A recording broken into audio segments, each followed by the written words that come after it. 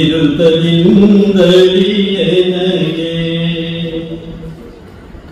ಹರಿ ನಿನ್ನ ಪರಮಾರ್ಥ ನಿರುತದಿಂದಲಿಯನಗೆ ದೊರೆಯಿದಿ ಗುರುಪಾದ ಹರಿಯೇ ಹರಿ ನಿನ್ನ ಪರಮಾರ್ಥ ನಿರುತದಿಂದಲಿಯನಗೆ ದೊರೆಯಿತಿ ಗುರುಪಾದ ಹರಿಯೇ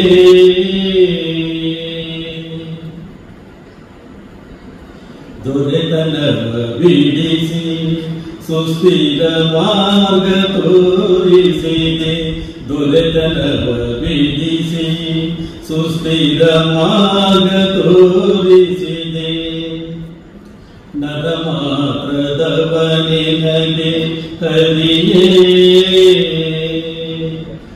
ಪರಬಲ ನೋಡಿದವೇ ಉರಿದುರಿದು ಬೇವ ಮನ ಸೆರೆ ಹಾಕಿ ನಿಲ್ಲಿಸಿದೆಯೋ ಹರಿಯೇ ಹರಿ ನಿನ್ನ ಪರಮಾರ್ಥ ನಿರುತದಿಂದಲಿಯನಗೆ ದೊರೆಯಿತಿ ಗುರುಪಾದ ಹರಿಯೇ ನೀರಸಂಗವ ಬಿಟ್ಟು ಆಣಿಮೂತಾದ ಕ್ರಿಯೆ ಸೇರಿದೆನು ನಿನ್ನ ಪಾದ ಹರಿಯೇ ನೀರಸಂಗವ ಬಿಟ್ಟು ಆಣಿಮೂತಾದ ಕ್ರಿಯೆ ಸೇರಿದೆನು ನಿನ್ನ ಪಾದ ಹರಿಯೇ ಆದಿಗಂಜೆಯೋ ಅಧಿಕ ಪುರಿಕಾಗಿಲೆ ಆದಿಕೇಶವರಾಯ ಹರಿಯೇ ಹರಿ ನಿನ್ನ ಪರಮಾರ್ಥ ನಿರುತದಿಂದಲಿಯನಗೆ ದೊರೆಯಿತಿ ಗುರುಪಾದ ಹರಿಯೇ ದೊರೆಯಿತಿ ಗುರುಪಾದ ಹರಿಯೇ ದೊರೆಯಿತಿ ಗುರುಪಾದ ಹರಿಯೇ. ನಿಮ್ಮನ್ನೆಲ್ಲ ಹೆಚ್ಚು ಹೊತ್ತು ಕಾಯಿಸಿದಿಲ್ಲ, ಯಾಕಂದರೆ ನೀವೆಲ್ಲ ನಾಟಕ ನೋಡಲಿಕ್ಕೆ ಬಂದಂಥವರು. ಕದಂಬ ರಂಗಕ್ಕೆ ಈಗಾಗಲೇ ನಾಗೇಂದ್ರ ಕುಮಾರ್ ಅದರ ಬಗ್ಗೆ ವಿವರಣೆ ನೀಡಿದ್ದಾರೆ. ಕಳೆದ 20 ವರ್ಷಗಳಿಂದ ನಾನು ಈ ನಾಟಕೋತ್ಸವವನ್ನು ಹಾಕೊಂಡು ನಿರಂತರವಾಗಿ ಬರ್ತಾ ಇದ್ದೀವಿ. ಈ ವರ್ಷ ಇದು 2ನೇ ಉತ್ಸವ ನಾನು ಮಾಡ್ತಾ ಇರುವಂಥದ್ದು. ಫೆಬ್ರವರಿ ಒಂದು ಉತ್ಸವ ಆಯಿತು, ಈಗ ಒಂದು ಉತ್ಸವ ಆಗ್ತಾ ಇದೆ. ಇದು ಹೀಗೆ ನಿರಂತರವಾಗಿ ನಡ್ಕೊಂಡು ಹೋಗುತ್ತೆ. ಹೆಚ್ಚಿಗೆ ನಾನೇನು ಇದನ್ನು ವಿಸ್ತರಿಸಲು ಹೋಗೋದಿಲ್ಲ. ಇವತ್ತು ಈ ಒಂದು ಕದಂಬ ರಂಗೋತ್ಸವಕ್ಕೆ ಚಾಲನೆ ನೀಡಲು ಆಗಮಿಸಿರ್ತಕ್ಕಂಥ ನಮ್ಮೆಲ್ಲರ ಅಚ್ಚುಮೆಚ್ಚಿನ ಕನ್ನಡ ಚಿತ್ರರಂಗ ಕಂಡ ಅದ್ವಿತೀಯ ನಟ ಅಂತಲೇ ಹೇಳ್ಬೋದು, ಭಾಳ ಸದಭಿರುಚಿಯ ನಟ ಅಂತಲೇ ಹೇಳ್ಬೋದು. KS ಯಶವಂತ್ ಅವ್ರನ್ನ ನೀವೆಲ್ಲ ಬಲ್ಲವರಾಗಿದ್ದೀರಿ. ಅವರ ಸುಪುತ್ರ ಶಂಕರ್ ಅಶ್ವಥ್ ಅವರು ಸಹ ಚಲನಚಿತ್ರಗಳಲ್ಲಿ ಕಿರುತೆರೆಯಲ್ಲಿ ನೀವು ಅವ್ರನ್ನ ಇತ್ತೀಚೆಗೆ ಗಮನಿಸ್ತಾ ಬರ್ತಾ ಇದ್ದೀರಿ. ರಾಮಾಚಾರಿನಲ್ಲಿ ಅವರು ರಾಮಾಚಾರಿ ತಂದೆ ಪಾತ್ರವನ್ನು ಅವ್ರು ನಿರ್ವಹಿಸಿದ ರೀತಿನ ನೀವೆಲ್ಲ ನೋಡಿದ್ದೀವಿ. ಅಂತ ಒಬ್ಬ ವ್ಯಕ್ತಿತ್ವದ KS ಯಶವಂತ್ ಅವರು ನನಗೂ ಭಾಳ ಅವಿನಾವ ಸಂಬಂಧ. ಯಾಕಂದರೆ ಮೊದಲಿಂದಲೂ ಅವರು ನನಗೆ ಚಿರಪರಿಚಿತರು. ಹಾಗಾಗಿ ನನಗೆ ಅವರ ಸುಪುತ್ರ ಶಂಕರ್ ಅಶ್ವಥ್ ಮೊದಲಿಂದಲೂ ನನಗೆ ಪರಿಚಯಿಸಿತು. ನಾನು ಈ ಸಮಾರಂಭಕ್ಕೆ ಬರಬೇಕು, ನೀವು ಇದನ್ನು ಚಾಲನೆ ಕೊಡಬೇಕು ಅಂತ ಹೇಳಿದಾಗ ಸಂತೋಷದಿಂದ ಒಟ್ಟಿಗೆ ಬಂದಿದ್ದಾರೆ. ಅವರಿಗೆ ನಾನು ಎಲ್ಲರ ಪರವಾಗಿ ನಾನು ಪ್ರೀತಿಯಿಂದ ಸ್ವಾಗತವನ್ನು ಕೊಡ್ತೇನೆ. ಹಾಗೆ ನನ್ನ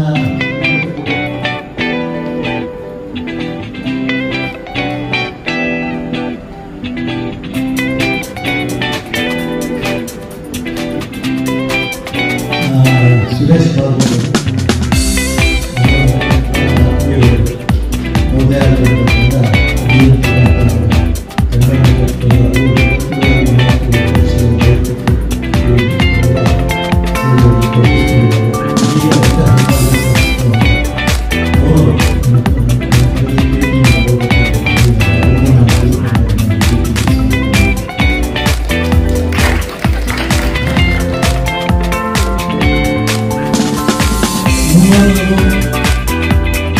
ಅವರು ನನಗೆ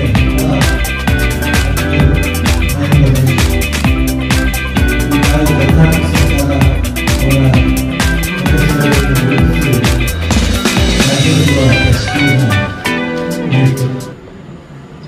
ಹಾಗಾಗಿ ನಾವು ನಮ್ಮ ಸಂಸ್ಥೆಯಿಂದ ಅವ್ರನ್ನ ಗೌರವಿಸಬೇಕು ಅಂತ ನಾವು ಕೇಳಿಕೊಂಡು ನೀವು ನಮ್ಮ ಗೌರವ ಸ್ವೀಕಾರ ಮಾಡಬೇಕು ಅಂತ ಹೇಳಿ ಅವ್ರಿಗೆ ನಾವು ಹೇಳಿದಾಗ ನಮ್ಮ ಕರೆಗೆ ಹೋಗ್ಬಿಟ್ಟು ಬಂದಿದ್ದಾರೆ. ಅವ್ರಿಗೂ ನಾನು ಪ್ರೀತಿಯಿಂದ ಸ್ವಾಗತ ಕೋರ್ತಾ ಇದ್ದೀನಿ. ಹಾಗೆ ಪತ್ರಕರ್ತರ ಮಿತ್ರರು ಬಂದಿದ್ದಾರೆ, ಅವ್ರಿಗೂ ನಾನು ಸ್ವಾಗತ ಕೊಡ್ತಾ ನಾವೆಲ್ಲ ಇಲ್ಲಿ ಆಗಮಿಸಿದ್ದೇವೆ. ನಿಮಗೂ ನಾನು ಸ್ವಾಗತವನ್ನು ಕೋರ್ತಾ ಇದ್ದೇನೆ. ಯಾಕೆಂದರೆ ಹೆಚ್ಚಿಗೆ ಲಂಸೋದಕ್ಕೆ ಹೋಗೋದಿಲ್ಲ ನಾನು. ನಮ್ಮ ಹಿರಿಯರಾದ ತಿಪ್ಪಣ್ಣವರಿದ್ದಾರೆ, ರಂಗನಾಥ್ ಮೈಸೂರಿದ್ದಾರೆ, ಚಿನ್ನಸ್ವಾಮಿಯವರಿದ್ದಾರೆ, ಹರಿದತ್ತ, ಹೀಗೆ ಅನೇಕ ನನ್ನ ನಾಟಕದ ಮಿತ್ರರು ಇಲ್ಲಿ ಇದ್ದೀರಿ.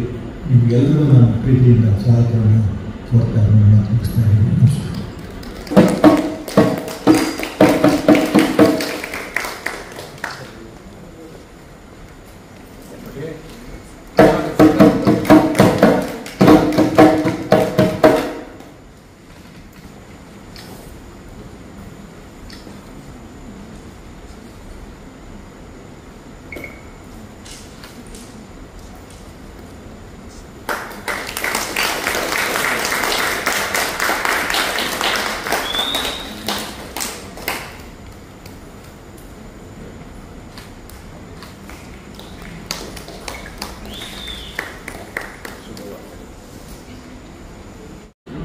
ನಾನೊಬ್ಬ ಸಾಮಾನ್ಯ ವ್ಯಕ್ತಿ.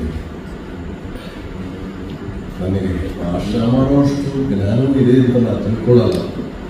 ಆದರೆ ನಾನು ತಿಳ್ಕೊಂಡು ವಿಷಯನ ಹೇಳುವಷ್ಟು ದೇವರು ನನಗೊಂದು ಅರ್ಹತೆ ಯೋಗ್ಯತೆ ಕೊಟ್ಟಿದ್ದೇನೆ ಅಂತ ತಿಳ್ಕೊಂಡಿದ್ದೀನಿ. ಮೊದಲನೇದಾಗಿ ನಮ್ಮ ಕದಂಬ ಅವರು, ನಮ್ಮ ತಂದೆಯವರು, ಇವರಿಬ್ಬರು ಒಡನಾಟ ಹೇಗಿತ್ತು ಅಂತಂದರೆ ಇವತ್ತು ಅವರ ಬಾಡಿ ಲ್ಯಾಂಗ್ವೇಜ್ ಅಂತ ನಾವೇನೇ ಹೇಳ್ತೀವಿ, ಅದರಲ್ಲಿ ಆ ಒಂದು ಬಾಂಧವ್ಯನ ನಾನು ಕಾಣ್ತೀನಿ. ಮತ್ತು ನನ್ನ ತಂದೆ ನಮ್ಮ ಅತ್ತೆ ಇಲ್ಲ, ಆದರೂ ಕೂಡ ಅದೇ ಪ್ರೀತಿ, ಅದೇ ಗೌರವ ಅವರು ಏನೋ ನನ್ನಲ್ಲಿ ಕಾಣ್ತಾರೆ ಅಂತ ನನಗೆ ಅನಿಸುತ್ತೆ. ಹಾಗಾಗಿ ಅವರು ಎಲ್ಲ ಕಾರ್ಯಕ್ರಮಕ್ಕೂ, ಅವ್ರು ಕರೆದಿದ್ದ ಕಾರ್ಯಕ್ರಮಕ್ಕೆ ಎಲ್ಲದಕ್ಕೂ ಹೋಗೋದಕ್ಕೆ ಇಷ್ಟಪಡ್ತೀನಿ. ನಾನು ಎಷ್ಟು ಹೋಗೋದಕ್ಕೆ ಯೋಗ್ಯತೆ ನನಗಿದೆಯೋ ಇಲ್ಲೋ ನನಗೆ ಗೊತ್ತಿಲ್ಲ. ಅದಕ್ಕೆ ಅವ್ರ ಪ್ರೀತಿಯಿಂದಾಗಿ ನಾನು ಮಾಡ್ತೀನಿ. ಇವತ್ತಿನ ದಿವಸ ಮಾಡ್ತಿರ್ತಕ್ಕಂತಹ ಈ ಕದಂಬ ನನಗೆ ನನಗೆ ತಿಳಿದಂತಹ ಕೆಲವು ವಿಷಯ ಹೇಳ್ತೀನಿ. ನಾವೆಲ್ಲ ಕಲಿತಿದ್ದೀವಿ. ಹಿಂದೆ ಒಂದು ಕಲ್ಪವೃಕ್ಷ ತೆಂಗಿನ ಮರ ಫಲ ಕೊಟ್ಟಿದ್ದರೆ 7-8 ವರ್ಷ ಆಗುತ್ತೆ. ಅದು 79 ವರ್ಷ ಆದರೂ ಫಲ ಕೊಡ್ತೀವಿ. ಅದಕ್ಕೆ ಯಾವುದೂ ಕುಸಿನೂ ಬೀಳ್ತಿರ್ಲಿಲ್ಲ, ಯಾವ ರೋಗನೂ ಬರ್ತಿರ್ಲಿಲ್ಲ. ಅದಕ್ಕೆ ಮುಖ್ಯವಾದ ಕಾರಣ ಏನು ಅನ್ನೋದು ಒಂದು ಪ್ರಶ್ನೆ. ಹಾಗೆ ಎಷ್ಟೋ ಜನ ನಮ್ಮ ಕಲಾವಿದರಿಗೆ, ಈ ಆರ್ಟ್ ಫೀಲ್ಡಲ್ಲಿ ಇರ್ತಕ್ಕಂಥವ್ರಿಗೆ ಕೇಳಿರ್ತೀವಿ, ನೋಡಿದ್ದೀವಿ, ಕೇಳಿರ್ತೀವಿ. KV ಅಯ್ಯರ್ ಅವರು ಶಾಕುಂತಲೆ ನಾಟಕನ ಒಬ್ಬರೇ ಬರ್ತಿದ್ದಿದ್ದು. ಅವರು 70-72ನೇ ವಯಸ್ಸಿನೊಳಗೆ ಅವ್ರು ಇಟ್ಕೊಂಡಂತಹ ಒಂದು ಬಾಡಿ, ಆ ದೇಹ ಹೇಗಿತ್ತು ಅಂದರೆ, ಈಗ ಅವರು ವಿಶ್ವ ಅಂತ ಬಂದಿದ್ದಾರಲ್ಲ, ಬಹುಶಃ ಅವ್ರ ಥರ ಇದ್ರು ಏನೋ ಅಂತ ಅನಿಸುತ್ತೆ. ಆ ಥರ ಮಾತಾಡ್ತಾರೆ. ಇದಕ್ಕೇನು ಕಾರಣ ಅಂತಂದರೆ, ಒಂದು ಸತ್ವ, ಒಂದು ಶುದ್ಧವಾದ. ಈಗ ನಾವೆಲ್ಲ ನಾವು ಅಕ್ಷರಾಭ್ಯಾಸ ಮಾಡಿರೋದೆಲ್ಲ ಹೇಗೆ ಸ್ಲೇಟು ಮಾತ್ರ ಹಿಡ್ಕೊಂಡು ನಾವು ಅದನ್ನು ತಿದ್ದಿ ಭಾಷೆನ ಇದನ್ನೆಲ್ಲ ಕಲ್ತ್ಕೊಂಡು ನಾವು ಒಂದು ಮಟ್ಟಕ್ಕೆ ಬಂದಿದ್ದೀವಿ. ಆದರೆ ಇತ್ತೀಚಿನ ದಿನಗಳಲ್ಲಿ ಎಲ್ಲ ಹೈಬ್ರಿಡ್. ನಾನು ಹೇಳ್ತಲ್ಲ, ತೆಂಗಿನ 70-80 ವರ್ಷ ಆದರೂ ಬದುಕ್ತಿತ್ತು ಅಂತ. ಇವತ್ತಿನ ದಿವಸ ಒಂದು 30-40 ವರ್ಷಕ್ಕೆಲ್ಲ ಏನೋ ಕಾಯಿಲೆ ಬರುತ್ತೆ, ಮುಸಿಲ್ ಬಂತು, ಹಾಗೆ ಅಂತ ಹೇಳ್ತಾರೆ. ಆಮೇಲೆ ಬೇರೆ ಯಾರು ಬೇಡ, ನನಗೆ ಉದಾಹರಣೆ ಬಾಡಿ ಬಿಲ್ಡಿಂಗ್ ಮಾಡಬೇಕು ಅಂತಂದರೆ ತಡಕಲ್ಬಿಟ್ಟು ಅದೇನೋ ಬೇರೆ ಪ್ರೋಟೀನ್ ಅಂತೆ ಅದಂತೆ ಇದಂತೆ ಒಂದು 3-6-4 ತಿಂಗಳಲ್ಲಿ ರೂಪಾಂತರಗೊಳ್ಳೋದು, ಟ್ರಾನ್ಸ್ಫಾರ್ಮೇಷನ್, ಪಟ್ ಅದು ಮಾಡಿಬಿಟ್ಟು ಮಾಡಿಬಿಟ್ಟಾಗೋದು. ಇದಕ್ಕೆ ಸಣ್ಣ ಎಲ್ಲ ಚಕ್ ಚಕ್ ಚಕ್ ಅಂತ ಹಾಕಬೇಕು, ಭಾಳ ಆತರದಲ್ಲಿ ಇರ್ತಾರೆ. ಈಗ ಓದ್ತಿದ್ದಲ್ಲಿ ನಾವು ಗಮನಿಸಿದರೆ ಭಾಷೆಯಾಗಲಿ ಭಾವನೆಯಾಗಲಿ ಇತ್ತೀಚಿನ ಕಲಾವಿದರುಗಳಲ್ಲಿ ಅಥವಾ ನಮ್ಮ ಈ ಮನೋರಂಜನಾ ಲೋಕ ಯಾವುದು, ಅದು ಸಿನಿಮಾ ಆಗಿರ್ಬೋದು ಅಥವಾ ಈ ಕಿರುಚರ ಆಗಿರ್ಬೋದು, ನಾಟಕದಲ್ಲಿ ನನಗೆ ಹೆಚ್ಚು ಅನುಭವ ಇದೆ. ಭಾಷೆ ಪ್ರಯೋಗವೂ ಇಲ್ಲ, ಭಾವನೆಯೂ ಇಲ್ಲ. ಏನು ವಿಚಿತ್ರವಾದ ಒಂದು ಭಾವನೆಗಳನ್ನ ತೋರಿಸ್ತಾರೆ. ಅದನ್ನು ನೋಡಿ ಜನ ಚಪ್ಪಾಳೆ ಕಟ್ತಾರೆ. ಅವರು ಇಚ್ಛೆ, ಅದು ತಪ್ಪು ಅಂತ ಹೇಳೋದು, ನಮ್ಗೆ ಅರ್ಥವೇ ಆಗೋದು. ಹೀಗಿದ್ದಾಗ ಅದು ಹಿಂದಿನ ನಮ್ಮ ಒಂದು ಏನು ಒಂದು ಸಂಸ್ಕಾರ ಸಂಸ್ಕೃತಿನ ಬೆಳೆಸಿಕೊಂಡು ಅದೆಲ್ಲ ಹೋಯಿತು. ಒಂದು ಗುರುಕುಲ ಅನ್ನೋ ಈ ಕದಂಬ ಅನ್ನೋ ವೇದಿಕೆ ಇದ್ದಾಗ ಅವರು ಅಷ್ಟು ವರ್ಷದಿಂದ ಇದೆ, 60 ವರ್ಷ ಆಗಿದ್ದು ಕೂಡ ಅವರು ನಡೆಸ್ಕೊಂಡು ಬರ್ತಿದ್ದಾರೆ ಅಂತಂದರೆ ಕೆಳಗಡೆ ಅದು ಅಡಿಪಾಯ ಹೇಗೆ ಹಾಕಿದ್ರು, ಏನೇನು ಹಾಕಿದ್ರು. ಇತ್ತೀಚಿನ ದಿನಗಳಲ್ಲಿ ನಾವು ನೋಡ್ತಕ್ಕಂತಹ ಯಾವುದೇ ಒಂದು ಆಕ್ಟಿವಿಟೀಸ್ ಆದರೂ ಅಷ್ಟೇ ಒಂದು 4-5 ವರ್ಷ ಆದಮೇಲೆ ಎಲ್ಲ ನಶಿಸೋಗುತ್ತೆ. ಹೀಗಾಗಿ ಇಂತಹ ಒಂದು ಕಾರ್ಯಕ್ರಮಕ್ಕೆ ನನ್ನ ಉದ್ಘಾಟನೆ ಮಾಡೋದಕ್ಕೆ ನಮ್ಮ ತೀರ್ಥರೂಪ ಸಮಾನರಾದಂತಹ ಕದಂಬ ಅವರು ನನ್ನ ಕರೆದಿದ್ದು ನನ್ನ ಭಾಗ್ಯ ಅಂತ ತಿಳ್ಕೊಂಡಿದ್ದೇನೆ. ಹಾಗೂ ಎಲ್ಲರಿಗೂ ನಮಸ್ಕರಿಸ್ತೇನೆ.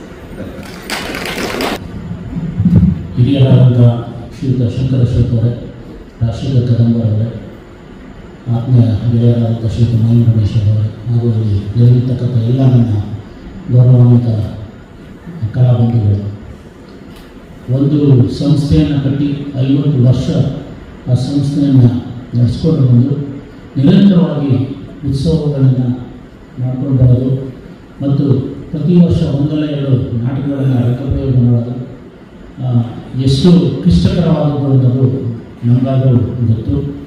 ಆ ಒಂದು ಕೆಲಸವನ್ನು ಇವತ್ತು ಶ್ರೀಯುತ ರಾಜಶೇಖರ ಕದಂಬರವರು ಮಾಡ್ಕೊಂಡು ಬರ್ತಾ ಇದ್ದಾರೆ. ಅದಕ್ಕೆ ನಿಜವಾಗ್ಲೂ ಅವರು ರಂಗಭೂಮಿಯ ಭೀಷ್ಮ ಅಂತಲೇ ಕರೀಬೋದು. ಆ ಒಂದು ಕೆಲಸವನ್ನು ಇವತ್ತು ಕದಂಬರವರು ವರ್ಷಕ್ಕೆ 1-2 ಉತ್ಸವಗಳನ್ನು ಮಾಡ್ತಾ ಇದ್ದಾರೆ. ಇವತ್ತಿನ ರಂಗಭೂಮಿ ನಿಮಗೆಲ್ಲ ಗೊತ್ತಿದೆ, ಮನುಷ್ಯನ ಒಂದು ಈ ಒಂದಿನ ವೆಸ್ಟರ್ನ್ ಕಲ್ಚರ್, ಏನು ಒಂದು ಆಧುನಿಕವಾದಂಥ ತಂತ್ರಜ್ಞಾನದಲ್ಲಿ ಈ ಒಂದು ರಂಗಭೂಮಿ ನಶಿಸಿ ಹೋಗುತ್ತಿರುವಂಥ ಸಂದರ್ಭದಲ್ಲಿ ಮೈಸೂರು ರಂಗಭೂಮಿ ದಿನನಿತ್ಯ ಒಂದಲ್ಲ ಒಂದು ನಿರಂತರವಾದಂಥ ಕಾರ್ಯಕ್ರಮವನ್ನು ಮಾಡಿಕೊಂಡು ಬಂದು ನಿರಂತರವಾಗಿ ಇಡೀ ಕರ್ನಾಟಕದಲ್ಲಿ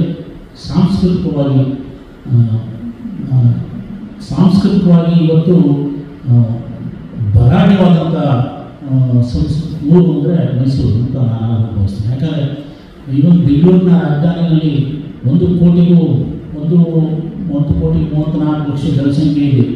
ಅಲ್ಲಿ ನಡೀತಿರುವ ರಂಗಭೂಮಿಗೆ ಕಂಪೇರ್ ಮಾಡಿದ್ರೆ ನಮ್ಮ ಮೈಸೂರಿನ ರಂಗಭೂಮಿ ಪ್ರತಿ ವರ್ಷ ಒಂದಲ್ಲ ಒಂದು ತಂಡ, ಪ್ರತಿ ತಿಂಗಳು ಒಂದೊಂದು ತಂಡಗಳು ಉದ್ಭವಿಸ್ತಾ ಇದೆ. ಪ್ರತಿ ತಿಂಗಳು ಒಂದೊಂದು ಹೊಸ ನಾಟಕಗಳು ಬರ್ತಾ ಇದೆ. ಈ ತಿರುವರಂಗ ಮಂದಿರದಲ್ಲಿ 365 ದಿನದಲ್ಲಿ ಕನಿಷ್ಠ 200-250 ದಿನ ರಂಗ ನಾಟಕಗಳು, ರಂಗಪ್ರಯೋಗಗಳು ಈ ಒಂದು ಮೈಸೂರಿನಲ್ಲಿ ಆಗ್ತದೆ. ಅಂದರೆ ಮೈಸೂರು ರಂಗಭೂಮಿ ಎಷ್ಟೊಂದು ರೀಚ್ ಆಗಿದೆ ಅನ್ನೋದನ್ನು ನೀವಾದರೂ ಭಾವಿಸ್ಬೋದು. ಇಂಥ ಒಂದು ಸಾಂಸ್ಕೃತಿಕ ರಾಜಧಾನಿಯಲ್ಲಿ ಸಾಂಸ್ಕೃತಿಕವಾಗಿ ಅತಿ ಗಟ್ಟಿಯಾಗಿರುವಂಥ ಒಂದು ಊರು ಅಂತಂದರೆ ಅದು ಮೈಸೂರು. ಈ ಒಂದು ಮೈಸೂರು ರಂಗಭೂಮಿಯಲ್ಲಿ ಅತಿ ಗಟ್ಟಿಯಾದ ಒಂದು ಸಂಸ್ಥೆ ಇವತ್ತು ಏನಾಗಿದ್ದು ಅದು ಕನ್ನಡ ಅಂತ ಹೇಳೋದಕ್ಕೆ ಈ ಒಂದು ಸಂತೋಷದ ಸಂದರ್ಭದಲ್ಲಿ ಅವರಿಗೆ ಅಭಿನಂದನೆಯನ್ನು ಸಲ್ಲಿಸ್ತಾ ಮತ್ತೊಮ್ಮೆ ಈಗ ನನ್ನ ಗೆಳೆಯರಾದಂಥ ಮೈನ್ ರಮೇಶ್ ಅವರು ತಮ್ಮ ಅವಿಸ್ಮರಣೀಯವಾದಂಥ ಸೇವೆಗೆ ಇವತ್ತು ಕರ್ನಾಟಕ ಸರ್ಕಾರ ಅವರನ್ನು ಗುರುತಿಸಿ ರಾಜ್ಯೋತ್ಸವ ಪ್ರಶಸ್ತಿಯನ್ನು ನೀಡಿದೆ. ನಿಜವಾಗ್ಲೂ ಇದೊಂದು ಸಂತೋಷಕರವಾದಂಥ ವಿಷಯ. ಅವರಿಗೆ ನಾನು ತುಂಬ ಹೃದಯದ ಅಭಿನಂದನೆಗಳನ್ನು ಸಲ್ಲಿಸ್ತಾ ಇದ್ದೀನಿ. ಮತ್ತು ಸರ್ಕಾರ ಪ್ರತಿ ವರ್ಷ ಮೈಸೂರಿನ ರಂಗಭೂಮಿಯ ಯಾರಾದರೂ ಒಬ್ಬರು ಗೆಳೆಯರಿಗೆ ಮತ್ತು ಹಿರಿಯರಿಗೆ ರಾಜ್ಯೋತ್ಸವ ಪ್ರಶಸ್ತಿ ನೀಡ್ತಾ ಇರೋದು ನಿಜವಾಗ್ಲೂ ಅದು ಶ್ಲಾಘನೀಯ ಅಂತ ಈ ಸಂದರ್ಭದಲ್ಲಿ ಹೇಳ್ತಾ ಮತ್ತೊಮ್ಮೆ ಇವೆಲ್ಲ ನಾಟಕ ಮಾಡೋದು ಬಂದಿದ್ದಾರೆ. ನಿಮ್ಮೆಲ್ಲರಿಗೂ ನಾನು ತುಂಬ ಹೃದಯದ ಸ್ವಾಗತವನ್ನು ಕೋರ್ತಾ ಈ ಒಂದು ಉತ್ಸವ ಯಶಸ್ವಿಯಾಗಲಿ ಅಂತ ನಾನು ಈ ಸಂದರ್ಭದಲ್ಲಿ ಆಶಿಸ್ತಾ ನನ್ನೆಲ್ಲ ಮಾತು ಮುಗಿಸ್ತೀನಿ. ವೇದಿಕೆ ನೋಡಿರುವ ಎಲ್ಲ ಗಣ್ಯರಿಗೂ ನಮಸ್ಕಾರ. ಹಾಗೂ ಪ್ರೇಕ್ಷಕರಾಗಿ ಬಂದಂಥ ಎಲ್ಲ ಕಲಾಭಿಮಾನಿಗಳಿಗೂ ನನ್ನ ಅಭಿನಂದನೆಗಳು. ನಿಜವಾಗಿ ಈ ರಾಜ್ಯೋತ್ಸವ ಪ್ರಶಸ್ತಿ ಸಿಕ್ಕಿದ್ರೂ ನನ್ನ ಜವಾಬ್ದಾರಿ ಜಾಸ್ತಿ ಆಗ್ತಾ ಇದೆ. ಯಾಕಂದರೆ ನಾವು 52 ವರ್ಷದಿಂದ ರಂಗಭೂಮಿಯನ್ನು ದುಡಿತಾ ಇದ್ದೀವಿ. ದಕ್ಷಿಣ ಕನ್ನಡದಲ್ಲಿ 15 ವರ್ಷ, ಹಾಗೆ ರಂಗಾಯಣಕ್ಕೆ ಬಂದ ಮೇಲೆ ಈ 35 ವರ್ಷದಿಂದ ನಾನು ಕೆಲಸ ಮಾಡ್ತೀನಿ. ನನ್ನ ಕಾಯಕ ಅಂದರೆ ನನಗೆ ಒಂದೇ ಗೊತ್ತಿರೋದು ರಂಗಭೂಮಿಯಲ್ಲಿ ಹೋರಾಟದ ಮಾರ್ಗ, ಸಾಮಾಜಿಕ ಚಿಂತನೆ, ಸಾಮಾಜಿಕ ಕಳಕಳಿ, ಮಾನವೀಯತೆ, ಪ್ರೀತಿ, ವಿಶ್ವಾಸ ಇದು ಮುಖ್ಯ ಆಗುತ್ತೆ. ಇದರಿಂದಲೇ ನಾನಿವತ್ತು ಕರ್ನಾಟಕದ ಎಲ್ಲ ಕಡೆಗಳಲ್ಲೂ ಆ ಒಂದು ವಿಶ್ವಾಸವನ್ನು ಇಟ್ಕೊಂಡು ರಂಗಭೂಮಿಯನ್ನು ನಡೆಸ್ತಾ ಇದ್ದೆ.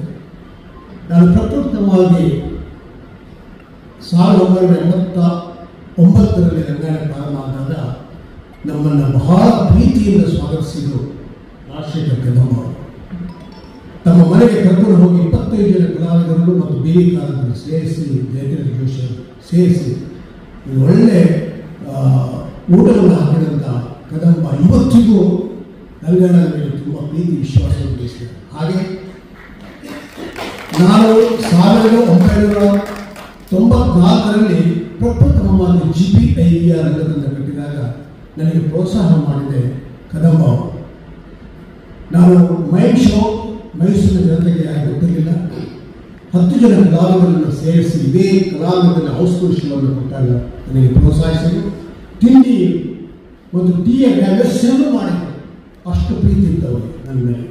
ಹಾಗೆ ಒಂದು ಚಿಂತನೆಗಳ ಪ್ರಪ್ರಥಮವಾಗಿ 1995ರಲ್ಲಿ ಮೈಸೂರಲ್ಲಿ ಪ್ರಾರಂಭ ಮಾಡಿದಾಗ ಬೆಳಗಿನ ಜಾವ ರಂಗ ಉದಯರಾಗ ಅಂತ ಮಾಡಿದಾಗ ಮಕ್ಕಳಿಗೆಲ್ಲ ನನ್ನ ತಿಂಡಿ ಮತ್ತು ಬಿಸ್ಕಿಟ್ ಅಂತ ಹೇಳಿ ಒಂದು ತಿಂಗಳ ವರ್ಕ್ಶಾಪಲ್ಲಿ ಅವರಿಗೆ ಸಹಾಯ ಮಾಡಿದೆ. ಈ ರೀತಿ ನನ್ನನ್ನು ಬೆಳೆಸಿದಂಥ ಕದಂಬ ಇವತ್ತಿಗೂ ನನ್ನ ಮೇಲಿನ ವಿಶ್ವಾಸವನ್ನು ಬಿಟ್ಟಿಲ್ಲ. ಯಾವತ್ತಿದ್ದರೂ ಪ್ರೀತಿಯಿಂದ ನನ್ನಂತ ಮಾತಾಡ್ತಾರೆ, ಪ್ರೋತ್ಸಾಹ ಕೊಡ್ತಾರೆ. ಆ ಪ್ರೋತ್ಸಾಹ ಇಂದಿಗೂ ಉಳಿಯಲಿ. ಮತ್ತು ನನ್ನ ಕೆಲಸ ನಿಮಗೆಲ್ಲರಿಗೂ ಗೊತ್ತಿದೆ, ಮೈಸೂರಿನವರಿಗೆ ನಾನು ಏನು ಮಾಡಿದೆ ಅಂತ ಮತ್ತೆ ಹೇಳಬೇಕಂತಿಲ್ಲ. ನನಗೆ ರಾಜ್ಯೋತ್ಸವ ಸಿಕ್ಕಿದೆ, ಸಂತೋಷ. ಆ ಘನ ಸರ್ಕಾರಕ್ಕೆ ಕರ್ನಾಟಕದ ನಾನು ಅಭಿನಂದನೆ ಸಲ್ಲಿಸ್ತಾ ಇದ್ದೀನಿ. ಮತ್ತು ನನ್ನನ್ನು ಪ್ರೋತ್ಸಾಹಿಸಿ ಇಷ್ಟರವರೆಗೆ ಬೆಳೆಸಿದಂಥ ನಿಮಗೂ ಧನ್ಯವಾದ ಹೇಳ್ತಾ, ಇನ್ನು ಮುಂದಕ್ಕೂ ನನ್ನ ರಂಗಭೂಮಿಯ ಸೇವೆ ನಿರಂತರವಾಗಿ ನಡೆಯಲಿ ಅಂತ ನಿಮ್ಮ ಆಶೀರ್ವಾದವನ್ನು ಬಯಸಿ ನನ್ನ ಮಾತನ್ನು ಮುಗಿಸಲೇ ನಮಸ್ಕಾರ. ಅಂತ ರಮೇಶ್ ಅವ್ರಿಗೆ ಈ ಬಾರಿ ಬಂದಿರತಕ್ಕಂಥದ್ದು ತುಂಬ ಸಂತೋಷವಾದಂಥ ವಿಚಾರ. ರಮೇಶ್ ಅವರಿಗೆ ಅಭಿನಂದನೆಯನ್ನು ಸಲ್ಲಿಸ್ತಾ, ಬಂಧುಗಳೇ, ಈ 3 ದಿನ ನಾಟಕೋತ್ಸವ ಇದೆ. ಈಗ ಇನ್ನೇನು ಕೆಲವು ನಿಮಿಷಗಳಲ್ಲಿ ತಮ್ಮ ಮುಂದೆ ಅಂತರಂಗ ಬಹಿರಂಗ ಬೆಂಗಳೂರು ಇವರಿಂದ ಬಾಯಿ ಹುಡುಕಿ ಅನ್ನತಕ್ಕಂತಹ ಸುಂದರ ಹಾಸ್ಯ ಸಾಮಾಜಿಕ ನಾಟಕ. ನಾಳೆ NIS ಹವ್ಯಾಸಿ ರಂಗತಂಡ ಶಿವಮೊಗ್ಗ ಇವರಿಂದ ಚೆಕ್ಔಟ್